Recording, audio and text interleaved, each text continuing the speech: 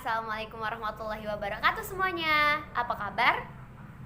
Alhamdulillah, kalau dalam keadaan baik-baik saja. Sebelum kita mulai pelajaran pada hari ini, baiknya kita memulai dengan lafaz Bismillah. Bismillahirrahmanirrahim. Nah, untuk memulai pelajaran pada hari ini, Ibu mau mengabsen terlebih dahulu siapa yang tidak masuk. Baiklah, Ibu mau menanyakan langsung ke ketua kelasnya aja ya. Markona, siapa yang gak masuk hari ini? Oh, gak ada. Alhamdulillah hari ini semuanya masuk di mata pelajaran IPA pada hari ini. Baiklah, pada hari ini kita bakal mempelajari mengenai fisika. Fisika itu ilmu yang sangat-sangat menyenangkan loh, asal kalian tahu. Nah, di sini yang berhubungan dengan fisika, Ibu mau menanyakan sesuatu. Dari gambar ini, apakah kalian mengetahui ini gambar apa? Betul sekali, ini adalah mikrometer sekrup. Nah, biasanya mikrometer sekrup ini digunakan untuk apa? Ya, mikrometer sekrup hampir sama dengan jangka sorong seperti pembahasan kita kemarin. Jadi, mikrometer sekrup itu prinsipnya itu hampir sama kayak jangka sorong. Namun di sini mikrometer sekrup dapat mengukur lebih 10 kali lipat lebih kecil benda dibandingkan dengan jangka sorong. Adapun di sini gambar mikrometer sekrup yang bisa kalian lihat. Nah, mikrometer sekrup ini terbagi menjadi alat ini ada berbagai macam, yaitu anvil, spidol, lock, nut, frame, step, thimble, dan ratchet. Nah, di sini memiliki kegunaannya masing-masing. Namun di sini kita akan fokus membahas mengenai bagaimana kita mengukur panjang dari benda yang akan diukur ini. Nah, di sini kan kita bisa lihat nih. Nah, bendanya ini kayak kelereng. Nah, kelereng ini akan kita ukur. Biasanya tuh susah banget ya diukur selain dengan jangka sorong. Kita menggunakan mikrometer sekrup seperti pembahasan kemarin. Kita seperti juga yang kemarin, ini dijepit. Setelah dijepit kita kunci menggunakan lock nut. Nah, di sini mengapa harus dikunci? Karena jika tidak, maka kelerengnya akan bergerak kalau nggak dikunci.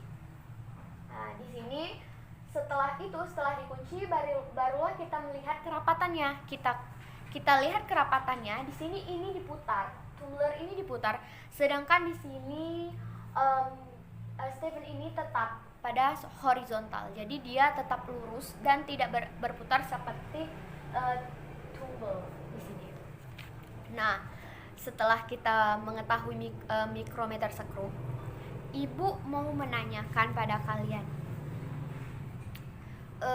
gimana sih? Ada yang tahu nggak rumus dari untuk mengukur panjang dari benda untuk mikrometer sekrup? Ada yang tahu? Ya? Markona? Marbuah? Oh, nggak ada yang tahu ya. Baiklah, Ibu bakal ngasih tahu. Di sini untuk rumusannya itu hampir sama, bahkan bisa dikatakan sama dengan rumus panjang dengan rumus yang kemarin. Jadi kalau yang kemarin itu kan SU sama SN. Nah, ini juga sama. Jadi rumusannya itu sama. Jadi SU ditambah SN. Adapun rumusannya. Nah, di sini Bu, kalau yang kemarin kan untuk kemarin tuh panjangnya ya kayak gini biasa. Kalau yang ini enggak. Nah, di sini kita akan membahas mengenai ini. Adapun di sini kita lihat seperti pada gambar ini, kita gambar lagi pada mikrometer sekrup ini. Kita tulis dulu ya, kita gambar. Ini dimulai dari 0 sama seperti kemarin. Ini 0.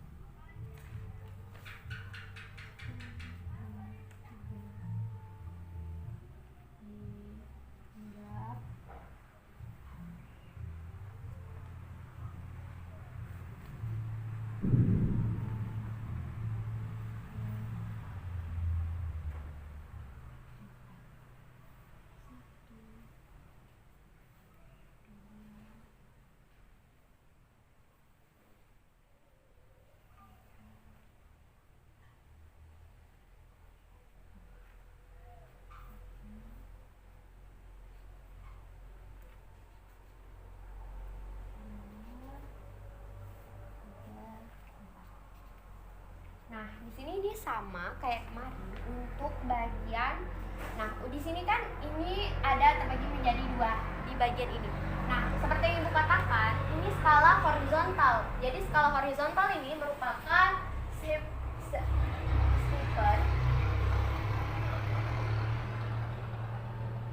Nah, ini termasuk ke dalam skala horizontal. Nah, di sini termasuk ke dalam skala horizontal, yang dimana skala horizontal itu merupakan skala utama. Jadi di sini skala utama ini merupakan skala utamanya, atau bisa dikatakan ini sama dengan SU. Nah, sedangkan untuk satuannya itu sama seperti kemarin. Satuannya yaitu milimeter. Nah, untuk yang di bawah, Bu, gimana sih, Bu? Untuk yang di bawahnya itu kok nggak, gimana cara bacanya? Nah, untuk cara bacanya di bawahnya ini, satu dari yang bawah ini sama dengan 0,5. Jadi kita mengikuti di depannya. Misalkan ini 0 depannya, nah berarti ini 0,5. Nah, ini 1 mm, berarti di bawahnya itu ditambah 0,5, jadi 1,5. Begitupun seterusnya. Nah, di sini selanjutnya, Bu, di mana skala Nonius? Nah, di sini skala Nonius itu Nah, di sini skala Nonius itu termasuk di timbel. Nah, seperti yang Ibu jelaskan tadi, di skala Nonius itu sama seperti yang lain, tapi biasanya ini diputar sampai dengan bagaimana kerapatannya itu lebih rapat dan tidak bergoyang ya, Nak. Misalnya aja ya ini.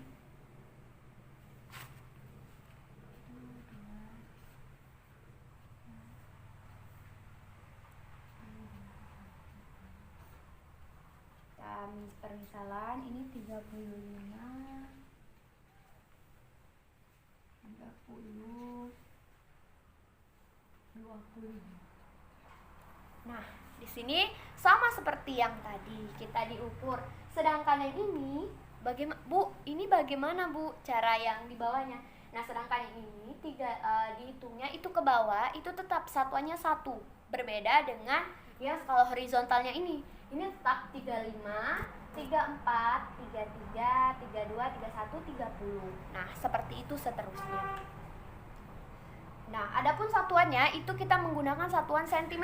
Seperti yang kemarin, skala Noniusnya tetap menggunakan skala Nonius, tetap menggunakan cm.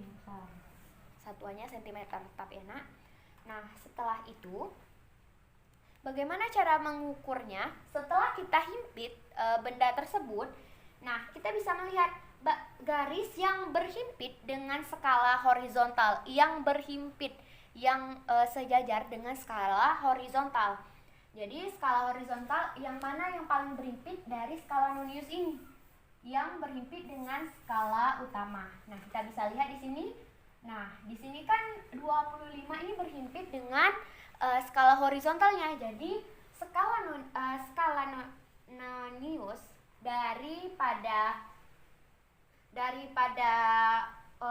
mikrometer sekrup ini sama dengan 25. Nah, adapun sini kita bakal bahas mengenai soalnya ya, Nak. Adapun soalnya, jika suatu pengukuran didapatkan skala utama dan skala Nonius, berapa panjang dari benda tersebut? Nah, kita mengukur panjangnya seperti yang kita bahas tadi. Adapun rumusan untuk mengukur panjang dari benda yaitu skala utama ditambah dengan skala Nonius.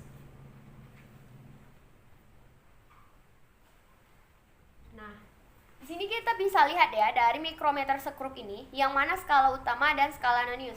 Seperti yang Ibu jelaskan tadi, skala Nonius itu skala yang paling berhimpit dengan skala utama. Kita bisa lihat skala Noniusnya 25 ya. Nah, jadi skala Nonius sama dengan 25. Diketahui, saya tulis sini aja ya, Nak, nggak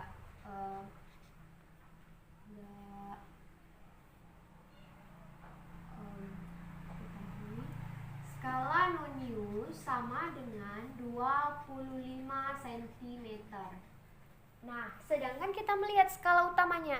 Bu, bagaimana cara melihat skala utama? Skala utama dilihat dari bagaimana yang paling ujung dari skala utama ini sendiri. Adapun kita melihat skala yang paling ujung yaitu 4. Jadi kita masukkan skala utamanya berapa, Nak? 4. Betul sekali. Jadi skala utamanya 4 mm. Nah, setelah itu seperti kemarin juga. Nah, seperti kemarin diubah dulu kan yang sentimeter menjadi milimeter. Nah, di sini cara mengubah dari sentimeter ke milimeter yaitu 25 cm. Nah, kita sini 25 dikali 0,01 sama dengan 2,5 mm. Nah, jadi setelah kita ubah skala noniusnya menjadi satuan milimeter, barulah kita masukkan menjadi ke rumusnya. Jadi skala utama, kita lihat tadi skala utamanya 4 mm ditambah skala noniusnya berapa, Nak? 2,5 mm. Nah, jika ditambahkan 4 ditambah 2,5 mm sama dengan 6,5 mm. Maka didapatkanlah panjang dari benda tersebut sama dengan 6,5 mm. Nah, seperti itu. Nah, dari penjelasan ini dapat kita simpulkan bahwa untuk mencari skala untuk mencari panjang mikrometer sekrut itu kita harus memahami dulu bagaimana ketelitian dari benda tersebut, bagaimana itu udah pas atau belum, harus kuat, dan juga saat pengukuran harus diperhatikan. Dan salah satu hal yang harus diperhatikan selain dengan ukuran ini, kita harus memahami mengenai ketelitian dari pengukuran mikrometer sekrut untuk membedakan yang mana skala utama dan skala nonius. Dan saat menggunakan rumus itu tetap sama seperti pembahasan kemarin, yaitu skala utama ditambah skala nonius dan harus diubah menjadi milimeter. Sekian penjelasan dari Ibu. Ibu harap kalian dapat mengerti. Ibu akhiri pembahasan pada hari ini. Sebelum kita mengakhiri pembahasan pada hari ini, kita harus sebelumnya kita harus membaca doa terlebih dahulu. Membaca doa dimulai. Selesai. Sebelum ditutup adalah kita melapaskan alhamdulillah. Alhamdulillahirabbil alamin. Sekian, wassalamualaikum warahmatullahi wabarakatuh. Selamat bertemu di minggu depan ya.